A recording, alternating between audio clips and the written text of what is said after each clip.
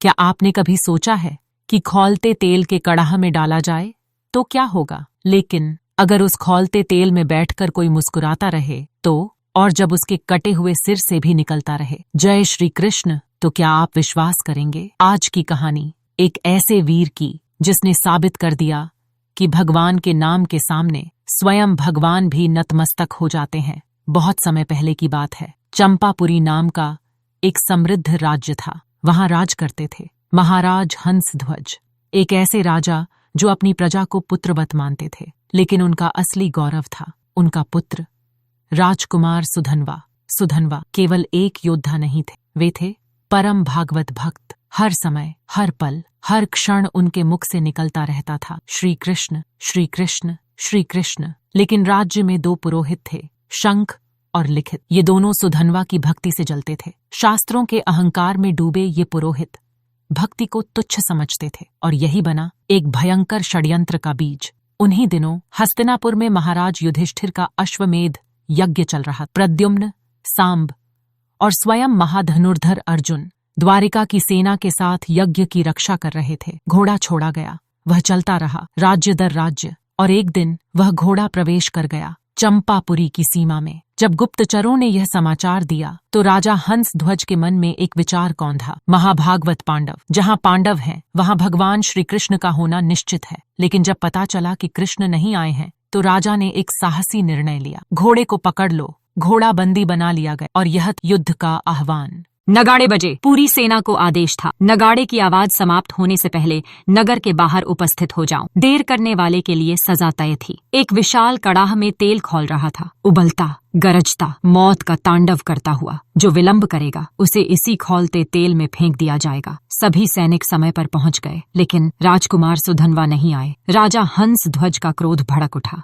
मेरे आदेश का उल्लंघन मेरे ही पुत्र ने। लेकिन दरअसल सुधनवा कहीं और थे। वे अपनी माता के चरणों में प्रणाम कर रहे थे। माँ, आज मेरे जीवन का परम लक्ष्य पूरा होगा। मैं अर्जुन से युद्ध करूंगा, उन्हें इतना व्याकुल करूंगा कि उनके सारथी को भगवान श्री कृष्ण को आना ही पड़ेगा। माता ने कहा, बेटा, बड़े बड़े ऋषि मुनि ध्यान करते हैं पर उन्हें दर्शन नहीं होते, तुम्हें कैसे होंगे? सुधनवा मुस्कुराए। माँ, जब मैं अर्जुन को पीठ नहीं दिखाऊंगा तो कृष्ण को आना ही पड़ेगा। माता की आंखों में आंसू थे पर गर्व भी था। जाओ बेटा, पर पीठ मत दिखाना। फिर वे अपनी नवविवाहिता पत्नी प्रभावती के पास गए। प्रभावती मुस्कुरा रही थी पर उसकी आंखें नम थीं।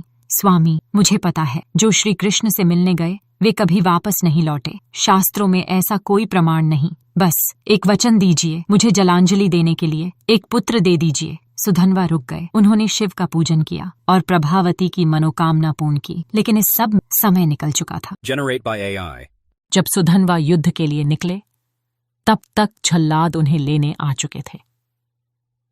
राजकुमार, राजाज्ञा है, आपको बंदी बनाकर खौलते कड़ाह में डाल दिया जाए। सुधनवा शांत थे। वे पिता के सामने गए। पिताजी, मैं विलंब के लिए क्षमा चाहता हूं। लेकिन राजा का न्याय अटल था।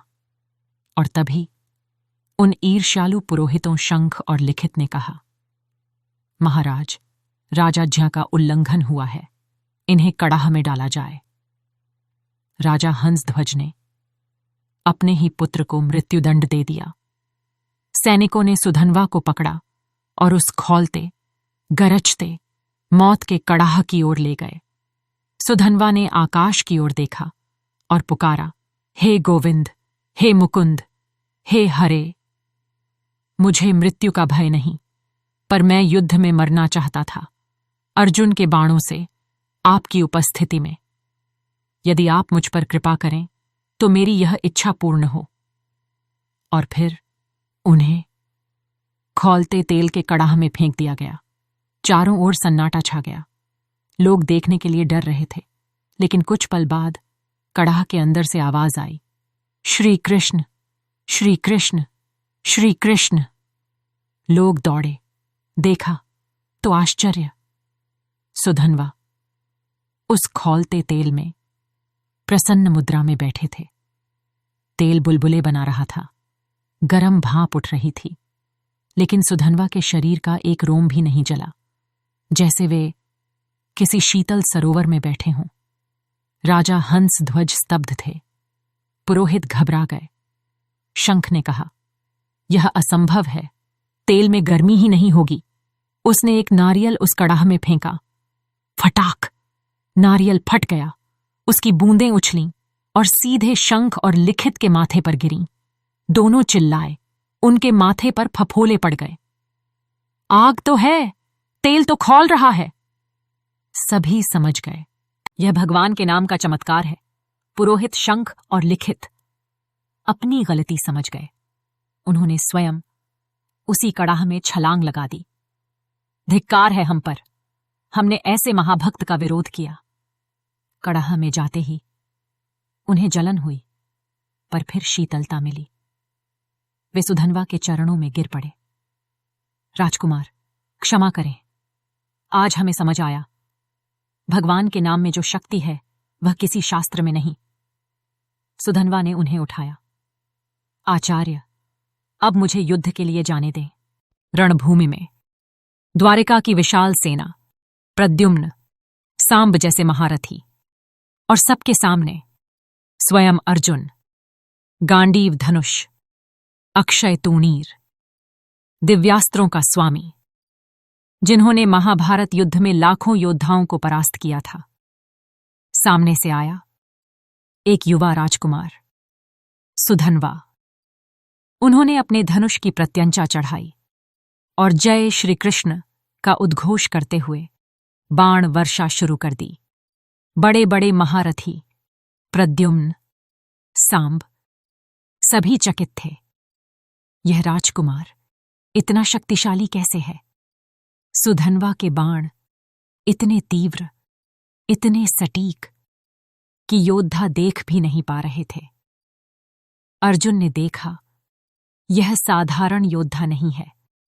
उन्होंने गांडीव उठाया और स्वयं युद्ध में उतरे। राजकुमार, अब तुम गांडीव धनुषधारी अर्जुन के सामने हो, दिखाओ अपना पराक्रम। सुधनवा हंसे, मीठी हंसी।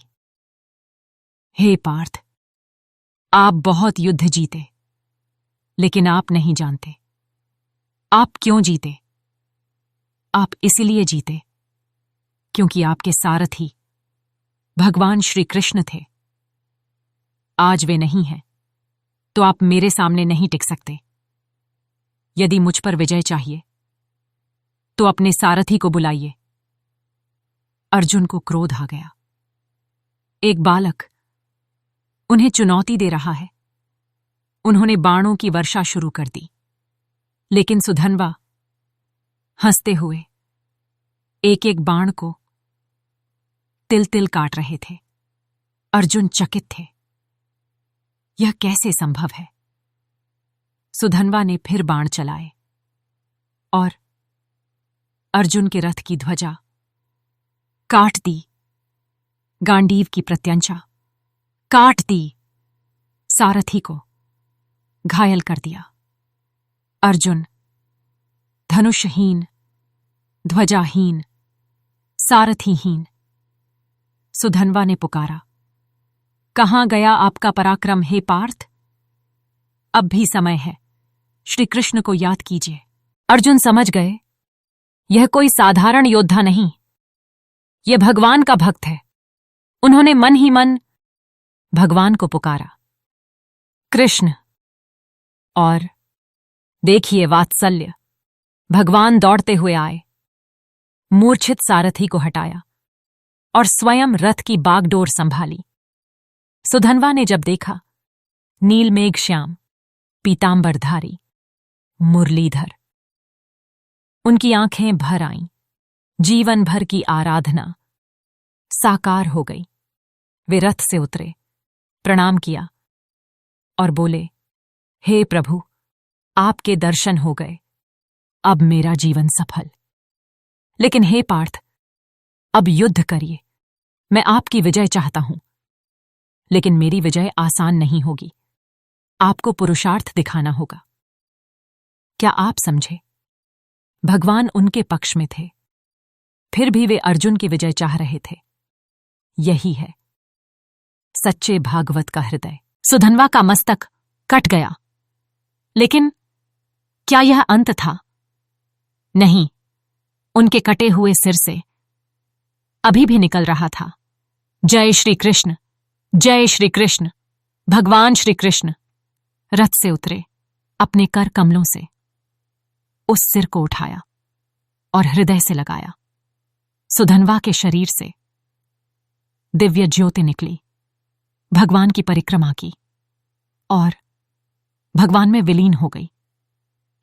भगवान ने राजा हंस ध्वज से कहा, ऐसा भक्त न पहले हुआ न आगे होगा। शोक मत करो, तुम्हारा पुत्र मेरे धाम गया है।